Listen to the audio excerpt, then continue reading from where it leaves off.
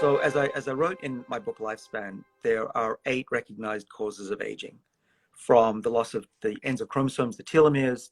You mentioned autophagy, chewing up old proteins. There's mitochondrial and energy production deficits over time. So that there's I draw it like this because it's drawn typically by scientists as a pie chart with different pieces, and we make the pieces equal, right? Just, I think, because of politics. You know, the telomeres have the same slice of the pizza as do mitochondrial deficits, autophagy, metabolic changes, stem cells. And the part that I actually work on all of those pieces, but the part that my research has led me to believe that the big piece of the pie, perhaps the largest piece and overriding piece, is epigenetic changes. And that basically means that it's the control systems that turn the genes on and off goes awry, and our cells lose their identity. They start misbehaving. They have the wrong genes turned on, and they screw up, and they cause disease. Now, the debate in the field right now is, what's the relative size of those pieces of the pie or the pizza?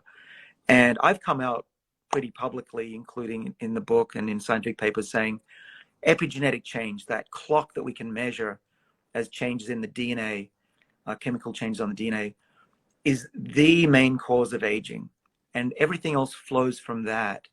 And if you boil it down, it's just a loss of information over time that leads to dysregulation of the genes in the body. Now that's bold, and I like to do that because, like you say, scientific progress moves forward with bold statements and criticism and debate. But I would say that's still, the jury's out whether that's true, whether my information theory of aging is true. And, you know, there's a lot of people who say, well, it's just part of the story and it doesn't explain this or that. So that's a big debate. Another question that we're all trying to figure out in the context of that theory is, how far can you turn back the clock by resetting the epigenome? And we showed, as earlier I mentioned, it's possible to do that, to reset the age of an animal or the eye or even human mini brains. But the question there is, how far can you go back, and is it safe? Will it make the cells so young that they become cancerous? And then another question is, how many times can you reset the body? Is it once or is it 100 times? And so those are questions that we're debating and experimenting to answer. The question that I can answer pretty well right now, after a year of experimentation since we published, is the safety issue. And another company that I spun out of the lab is called Life Biosciences, and it's working towards reprogramming the eye of patients to restore their vision.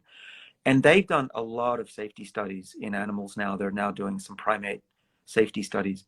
And we don't see any evidence of cells becoming so young that they become cancerous, which is remarkable, because you'd think that resetting the body, you could push it and it would just go too far. But there seems to be this barrier in the body to going back too young. You can go back to from 70 to 20, the equivalent of that in human cultured cells or mice, but Amazing. It stops and doesn't go further. And I debate people on that. They're really skeptical that, because it sounds too good to be true, that you could actually do that. And we've been lucky enough to be able to do that safely.